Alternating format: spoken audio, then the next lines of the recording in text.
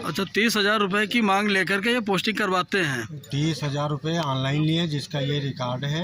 और जो नगद पैसे हमसे लिए हैं उसका विध एफिडेविट, शपथ पत्र, नोटिस सहित कार्य अधीक्षण अभियंता कार्यालय में हम रिसीव करा चुके हैं, जिसकी रिसीविंग भी हमारे पास है।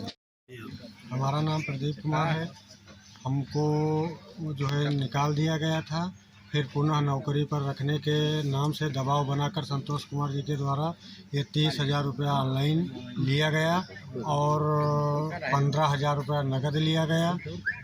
अधिशासी अभियंता महमूदाबाद के द्वारा उनको भी 30,000 की मांग की गई, लेकिन 26,000 रुपया दिया गया, लेकिन फिर भी आज तक हमको काम पर वापस नहीं लिया गया। लोग यहाँ जो धरना प्रदर्शन कर रहे हैं, ये किस संबंध में कर रहे हैं? ये हमारा और आपकी मांगे क्या हैं? जी, हमारी प्रमुख मांग ये है कि अनुबंध के हिसाब से 26 दिन 8 घंटे कार्य लिया जाए। और होता क्या है कि हमसे 16 घंटे 18 घंटे काम लिया जाता है 30 दिन, और वेतन सिर्फ 26 दिन का 8 घंटे का दिया जाता है। और जो हमारे अकुशल का वेतन दिया जाता है और कुशल का काम लिया जाता है। और अभी तक कोई भी सुरक्षा उपकरण मुहैया नहीं कराए गए हैं, जबकि कॉरपोरेशन प्रबंधन ने भी आदेश किया है यहाँ के अधिकारियों को कि वो अपने पास से खरीद के सुरक्षा उपकरण उपलब्ध करा दें और उसका जो भी है वो कंपनी के बीजक से काट लिया जाए। लेकिन ऐसा नहीं हो पा रहा है, जिसकी वजह से सुरक्षा उपकरण न मिलने के कारण लगातार हादसे हो रहे हैं और उस दुर्घटनाओं में हमारे जो साथी घायल हो रहे हैं उनको समुचित उपचार भी नहीं हो पाता है, क्योंकि जो स्वास्थ्य के संबंध में हमारा जो ESIC का हमारे वेतन से जो कटौती होती है उसको भी समय पर अभी तक नहीं दिया गया है, जिसके कारण जब भी कोई दुर्घटना होती है तो लोगों को ESIC का लाभ नहीं मिल पाता है और आनंद फानंद में उनको इधर उधर इलाज कराना पड़ता है। उसके बाद उनको जो है उनको इलाज का अभी तक कोई भी मुआवजा नहीं मिला है, जैसे आपके सामने ये खड़े हैं। और इन सब चीज़ों को लेकर हमारा 16 फरवरी 2023 में यहाँ पे प्रदेश महामंत्री, जो कि हमारे संगठन के प्रदेश महामंत्री हैं, उनके और हमारे अधीक्षण अभियंता महोदय के मध्य एक समझौता हुआ था, जिसको अभी तक पालन नहीं हुआ है। उसका पालन कराने के लिए ही ये 15 तारीख को भी एक धरने की नोटिस दी गई थी, जिस पे अभी तक कोई भी उचित निर्णय अधीक्षण अभियंता महोदय द्वारा नहीं लिया गया है। कल भी इस संबंध में हम लोग धरना किए हैं और उस धरने में भी जो बातचीत हुई उसका भी कार्यव्रत अभी तक हम लोगों को उपलब्ध नहीं कराया गया है। और इसी के साथ साथ आवाज़ उठाने वाले लोगों पर लगातार कार्रवाई की जा रही है महमूदाबाद के अधिशासी अभियंता जी द्वारा, क्योंकि पूर्व में भी उनके द्वारा 2 लोगों को बिना किसी दोष के स्थानांतरण कर दिया गया था। और उसके विरोध में यहाँ पे जब धरना प्रदर्शन हुआ तो अधीक्षण अभियंता महोदय द्वारा ये कहा गया था कि महमूदाबाद एक्सीएन को समझाया जाएगा और जो भी उनकी कर्मचारी विरोधी नीति है उसको समझा के उसमें सुधार कराया जाएगा। तो सुधार तो नहीं हुआ। उसके बाद उन्होंने 10 लोगों को और कार्य से हटा दिया उनके द्वारा।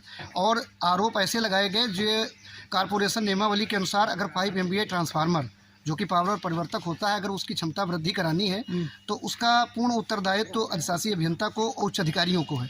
और अगर वो उसमें ओवरलोड है या कोई भी दिशा निर्देश देना है तो जो अवर अभियंता है उनकी जिम्मेदारी होती है। सारे उपकेंद्र परिचालक जो भी SSO होते हैं उनका काम होता है लाकशीट पे लोड को लिखना और अधिकारियों को लगातार समय समय पर बताते रहना, जबकि हमारे द्वारा जो साथी निकाले गए थे उनके द्वारा लगातार लाकशीट पर लिखा गया है और बताया भी गया है। लेकिन उसके बाद भी गलत कार्रवाई करते हुए 10 लोगों को सिर्फ इसलिए हटा दिया गया कि आपने ट्रांसफार्मर ओवरलोड चलाया है, जबकि वो ट्रांसफार्मर पिछले 2 वर्ष से ओवरलोड था। और उसको जा करके करीब 1 वर्ष पूर्व 6 तारीख 9वें महीने 2022 में अधिशासी अभियंता महमूदाबाद ने उपकेंद्र का निरीक्षण किया था। उस समय भी ओवरलोड चल रहा था, लेकिन उनके द्वारा लाकशीट पे साइन तो किए गए, लेकिन उस पर कोई उचित दिशा निर्देश नहीं दिया गया। न कभी किसी को कोई निर्देश नहीं दिया गया। और अभियंता द्वारा अपना स्टेटमेंट जो दिया गया उसमें संविदा कर्मियों को दोषी बता दिया गया, जबकि संविदा कर्मियों का कोई उत्तरदायित्व तो नहीं है, क्योंकि शासन की मंशा के अनुरूप और प्रबंधन की मंशा के अनुरूप और उपभोक्ता के हित में किसी को भी ये राइट नहीं कि वो सप्लाई बंद करे जब तक कि उच्च अधिकारियों के आदेश न हो। उसके बाद ये कहा जा रहा है कि आपने ओवरलोड चला दिया। ओवरलोड चलाने की स्थिति तो तभी किया जा सकता है जब सप्लाई बाधित की जाए, और सप्लाई बाधित करने का कभी किसी को कोई आदेश नहीं दिया गया। और उसके बाद ये आरोप लगा दिया गया कि आपने ट्रांसफार्मर ओवरलोड चलाया, इसलिए आपको निष्कासन कर दिया जाएगा। उसके बाद जब प्रदेश महामंत्री ने और सभी संगठन के पदाधिकारियों ने जब ऊपर बात की तो उस पर एक जाँच कराई गई और उस जाँच में अधीक्षण अभियंता महोदय ने एक जांच समिति गठित की और उस जांच के बाद आज तक, क्योंकि हमारा तो मौलिक अधिकार था जिनके प्रति वो जांच हुई, उनको तो विशेषाधिकार उनका होता है कि उनको जांच की प्रत दी जाए और उनको बताया जाए कि आपका क्या दोष है, लेकिन उस दोष तक को आज तक नहीं बताया। और हमारे द्वारा और साथियों के द्वारा 26 तारीख को, 26 अक्टूबर को, इसी 26 अक्टूबर को और 6 दिसंबर को 2 बार अधीक्षण अभियंता महोदय से निवेदन किया गया कि हमारे प्रति जो चार्ज हुए थे, जांच हुई, उस पर हमने बयान दिया। उस जांच समिति की क्या रिपोर्ट आई है कृपया हमको अवगत कराया जाए, हमारे दोस्त क्या हैं ये सिद्ध किया जाए, हमें बता दिया जाए। और ये सब कुछ नहीं बताया गया। जब धरने की नोटिस पड़ी तो आनन फानन में हमारा स्थानांतरण कर दिया गया और अभी तक जांच की प्रति उपलब्ध नहीं कराई गई है और हमें ये नहीं पता हुआ है कि हमारा दोस्त क्या है। उसमें से कुछ साथी हैं यहाँ पे जिनसे अवर अभियंता द्वारा जो है कुछ रुपए लेकर कि तुमको हम कार्य पे वापस करा देंगे। तो कौन अवर अभियंता है जिन्होंने रुपए लेकर के इनको पुनः कार्य पे रखा गया है? नहीं, रखा नहीं गया है, रखा नहीं गया। संतोष कुमार हैं जो कि सांडा में इस समय चार्ज में है और रेउसा का उनके पास अतिरिक्त प्रभार है। कुमार है, महमूदाबाद में एक्सीडेंट हुआ था, उसका हाथ कट गया, आज तक उसको कुछ नहीं मिला। ये शिवशंकर पटेल है, इनका तंबौर में एक्सीडेंट हुआ, इनको अभी तक कुछ नहीं मिला। पुष्पेंद्र मिश्रा हैं जिनके भाई का विवाह था, इन्होंने छुट्टी ली, इनको पहले तो छुट्टी नहीं दी गई, उसके बाद दी गई और जब ये दोबारा आए तो इनको ट्रांसफ़र कर दिया गया और इनके घर से दूर 60 किलोमीटर दूर ट्रांसफ़र कर दिया गया और उसके बाद इनका ट्रांसफ़र भी वापस नहीं लिया जा रहा है सिर्फ। और अधीक्षण अभियंता महोदय द्वारा ये कहा जाता है कि हम क्या करें अगर वो अधिकारी नहीं मान रहे हैं। अब सोचनीय विषय ये है कि अधीक्षण अभियंता जो कि ज़िले के सबसे बड़े अधिकारी हैं, उनकी भी बात अगर उनके मातहत अधिकारी नहीं मान रहे हैं तो इससे दुखद बात कुछ नहीं हो सकती। ये हमारा जो है छोटे भाई की मेरे शादी थी तो उसमें हम यही साहब से छुट्टी मांगने गए थे। तो 2-3 बार कहने लगे कि हाँ दे देंगे, लेकिन धीरे धीरे शादी नज़दीक आने लगी। हमने कहा सर कार्यक्रम काफ़ी आगे देखना है, तो धीरे धीरे कहने के ठीक है दे देंगे। उसके बाद हम जब शादी नज़दीक आई तो बोले ठीक है आप जाइए हम देख लेंगे। तो उसका हमने एक पत्र भी दिया था 26/4/2023 को और उसमें अवर अभियंता और डी साहब को हमने सूचित भी किया था और बाद में उनको निमंत्रण पत्र भी दिया था।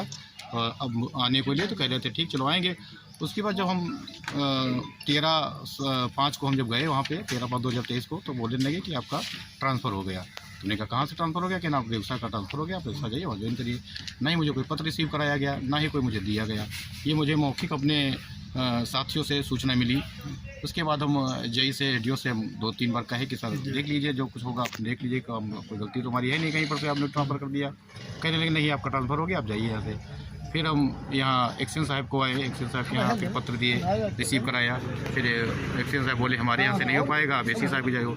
एसी साहब के यहाँ 2-3 बार पत्र रिसीव कराया। उन्होंने बोला कि एडीओ से बजाओ, एडीओ से बच जाए तो एसडीओ से बोले जेई साहब बजाओ। मतलब धीरे धीरे ये चक्रव्यूह चलता रहा, 6 महीने से हो गए। फिर जब ये हमारे अधिकारियों ने नहीं सुना तब धीरे धीरे हमने क्षेत्रीय माननीय मंत्री जी या माननीय विधायक जी या जो माननीय जिलाध्यक्ष जी उनसे भी कई बार कहलवाया। तो इसके पूर्व में माननीय मनीष विधायक जी कई 2-3 बार उन्होंने कहा। फिर पूर्व जिलाध्यक्ष अचित मल्होत्रा जी ने 2-3 बार कहा।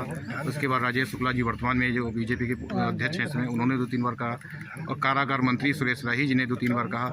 यहाँ तक कि कौशल किशोर के पीआरओ ने भी फ़ोन किया। कौशल किशोर माननीय मंत्री जी ने अपना पैड लिखा कर यहाँ पर हमने रिसीव भी कराया एसी साहब को, लेकिन उसके मंत्री जी के पैड का भी आवेदन हो रहा है, उस पर भी कोई कार्रवाई नहीं हो रही।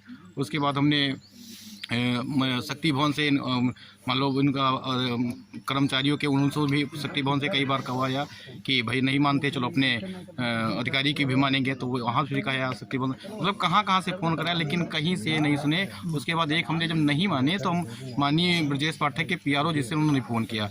तो जब हमने फ़ोन किया तो ये लोग थोड़ा कहने कि चलो देखते हैं, हमको एक बार बुलाया था तो उसके बाद कहने लगे चलो ठीक है तुम्हारा पुष्पेंद्र कर देंगे। लेकिन 2-3 बार हम आते रहे लेकिन उसके कोई निष्कर्ष नहीं निकला। उसके हमारा जो है ट्रांसफ़र वहीं कर ले कि जब तुम्हारा ट्रांसफ़र हो गया वहीं करो जाके, उसके बाद बता नहीं रहे तब से। ठीक, इनके कर्मचारियों हम लोग जो हमारे कर्मचारी घायल होते हैं। क्या परिचय है आपका? जी मैं संजय वाजपेयी, जिला महामंत्री उत्तर प्रदेश पावर कॉर्पोरेशन निविदा संविदा कर्मचारी संघ। हमारे पे भी कार्रवाई की गई क्योंकि हम संविदा कर्मियों की आवाज़ उठाते हैं। हमारा अगर साथी घायल होता है, हमारे साथी को वेतन नहीं दिया जाता है, हमारे साथी का स्थानांतरण तरीके से किया जाता है, हमारे साथी को आप प्रताड़ित कर रहे हैं, उसकी हम आवाज़ उठाते हैं तो उसका इनाम देते हैं कि आपको ट्रांसफ़र किया जाएगा या आपको बर्खास्त किया जाएगा। अगर उसके परिपेक्ष में अगर कोई अपना पक्ष रखना चाहे तो उसकी बात नहीं सुनते हैं। अगर कोई साथी अपना विधायक जी से या कहीं स्तर से अगर इनको फ़ोन कराया जाता है तो उसमें भी अपनी प्रतिष्ठा बनाते हैं कि इन्होंने विधायक से फ़ोन कराया है, नेताजी से फ़ोन कराया है, इसका हम किसी हालत में करना नहीं चाहेंगे, ना तो करेंगे।